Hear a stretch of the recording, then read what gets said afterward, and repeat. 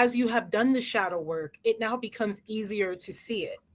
It Yeah. becomes more, it's more in your awareness now to see when like, oh, I am in my overthinking mind. Oh, I am triggered. I'm projecting. Oh, I am, Mm. oh, I am self-sabotaging. Okay. Mm-hmm. I'm aware of Mm-hmm. it without getting consumed by it.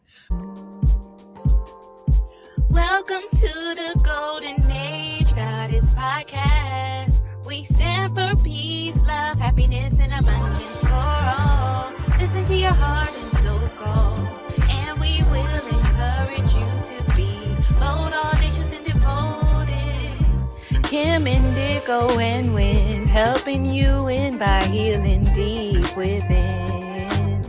Only way to the Golden Age. Like, share, and subscribe today.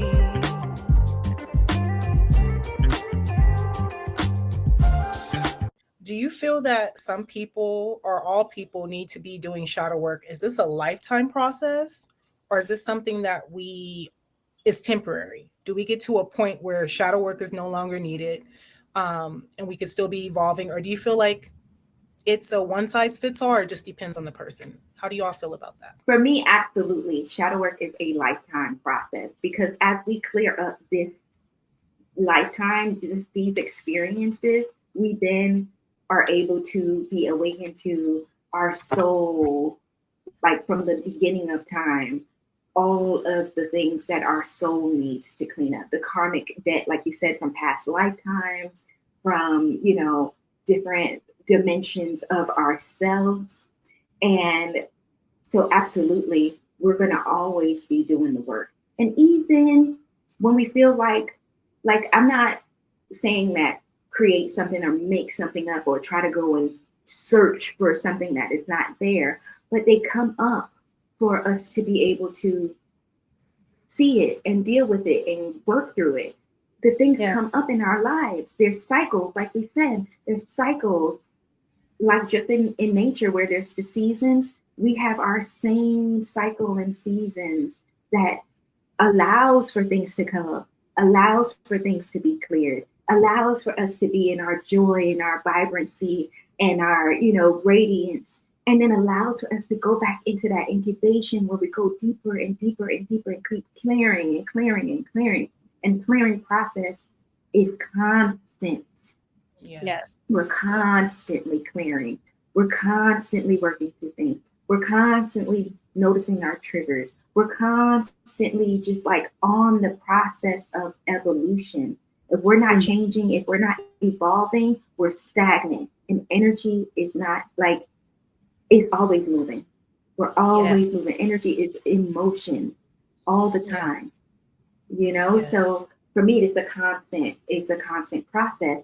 And then also identifying, I love how you brought up the psychologist Carl Jung, but there also is Freudian,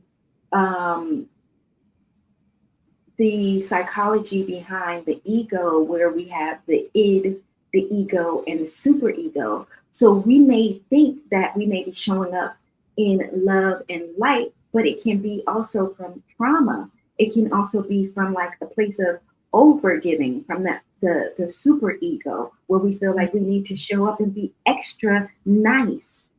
You know what I'm saying? It's something to be at a time. Yes. Same. And I'm working through that also myself, like constantly.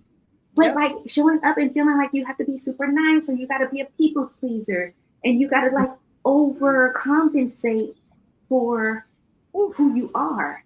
Yep. So there's still work to be done if you're doing that in that way too, coming from that space. Yes. Absolutely. Love that. Thank you.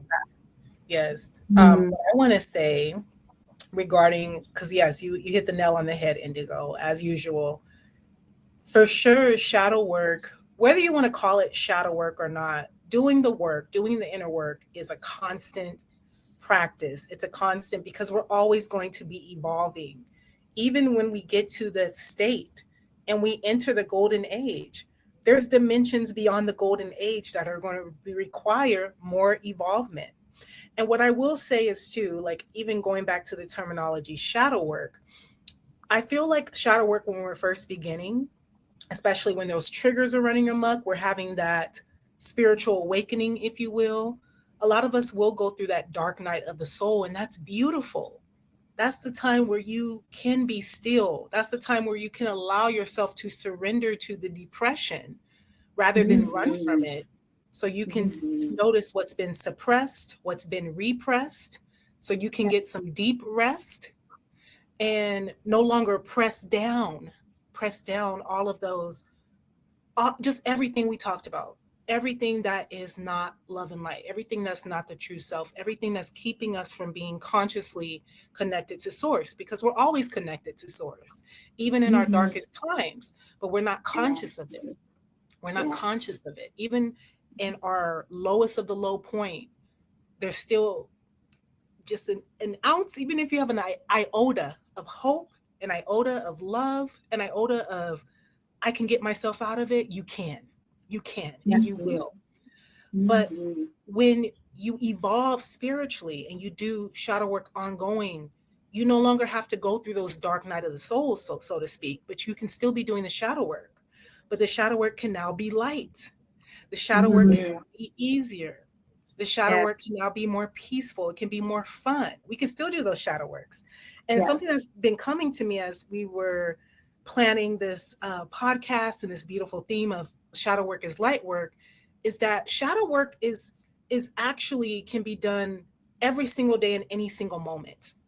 It starts with that just simple awareness. Like as you're doing more of those work, it's almost like you're building your energetic bank balance, your emotional bank balance. You're depositing, you're putting in all this work. So it's like you're depositing and you're creating this surplus of love, surplus of energy, surplus of healing and light.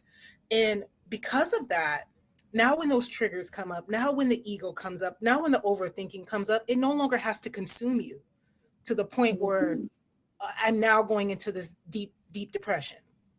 And now everything has its place. There are going to be moments when we go through deep depression. There are going to be moments where we, in our lives, where we go through what you call a dark night of the soul. There's going to be moments where we shut ourselves off from the world, but it doesn't have to always be that way.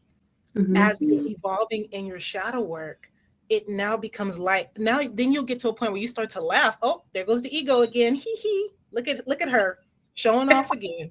Just can't control myself. It becomes lighthearted. It becomes laughable. And it's not a serious matter, but you've already done so much work. Now you can be lighthearted about it, you know? To be able to even see it. To be able to even pick up on, to be able to even see the ego when it shows up and to pick up on it, be able to bring that to your consciousness. You know, that is there, because most of us are unconscious about that processing, you know, and the ego comes in and you don't even realize it. It just takes over. Yes. Thank you for bringing it up. That's a genius point. Exactly. Because as you have done the shadow work, it now becomes easier to see it. It becomes more, it's more in your awareness now to see when like, oh, I am in my overthinking mind. Oh, I am triggered. I'm projecting. Oh, I am, you know, oh, I am self-sabotaging. Okay. I'm aware of it without getting consumed by it. But go through all the different levels of shadow work, through the dark night of the soul. I say have as many dark night of the souls as necessary, but you don't have to stay there. I want to emphasize that you don't have to stay there. It doesn't have to be the dark night of the soul doesn't have to be a lifetime thing. The shadow work, yes, doing the inner work, the awareness of self, the analyzing without over analyzing, the awareness and going deep into the subconscious, going deep into the unconscious mind, going deep within the cells, going deep within the body, going within all of that. That's beautiful, but it can get easier. I want to emphasize that it can and it will get easier the more that you do the work, because it's gotten easier for me. Yes. And then like the suffering as well, like we won't suffer. The more we evolve, it's going to be less suffering. That's what was coming up for me. And it's like, aren't we tired of suffering? Like, come on. Yes. Well, don't I ask you that all the time? Mhm. I love that, Indigo and Wind. Like, you guys just nailed it. Everything I was going to say, it was coming up for me. It's like, yes, once you raise that level of awareness with the shadow work, and it's also helpful to teach others if they want to be taught the way that we do our shadow work. It's like so important. Like, I have sisters, and, sometimes they go through things, and through my shadow work, I'm able to teach and give my own information reflection on what I'm going through. So as we evolve, we're able to teach others to not suffer as much, and because we don't have to suffer, it can be such a beautiful journey when we know that we no longer have to suffer. We just have to face ourselves with so much honesty, and like radical honesty of like not wanting to suffer anymore. Yeah. And knowing that we are here to anchor in the golden age of light and love. And the more we do that in our journey, the closer it's going to come. But yeah, Yeah. I'm so excited to just continue to do the inner work, and it's just so needed. I've recently have done some deep inner work, and I'm like, and I thought I was doing inner work already. Like, what the heck? Yes. Yes. I love you. I freaking love But you. Yes. you're so supported. You are so loved. You have a team of ascended masters, guides, source with you to help you through it all. They're next to you, supporting you and loving you and rooting for you. And just always feel that support and love. I know it can get hard sometimes when we're so programmed, but just know that this is a journey. And the moment you start to look within and to go deep in the shadows, it's the outcome is so beautiful, to have so much peace. And you'll start to crave that peace. Like, I feel like once you do so much shadow work, it's like I was just telling my sister Wind, like, Wind, now I know why you like to be alone sometimes, because I'm like, I just want to be alone. I want to be in nature. I want to talk to source, talk to God, be with my puppies, no drama, so Girl, Mhm. I feel you, goddess. And I just want to say this one last thing before we segue is that, yes, suffering is a choice at this point. It really is. In this stage of the game, in this stage of spiritual awakening, suffering is very much a choice because more than ever, we are now being supported by the energies of not only our higher selves, the energies of the planetary alignments, the energies of Mother Earth ascending and healing. We are so supported. The energies of the divine synchronicities. A lot of us are seeing the angel numbers. A lot of us are getting those divine signs. A lot of us are getting those intuitive downloads, even those intuitive uploads. A lot of us are meeting like-minded, like-spirited, like-hearted souls. All of these beautiful things are coming online. And that's so we are so supported more than ever that it's like like even Kim said, which I always will say, it's so in your face now that suffering is more of a choice than ever.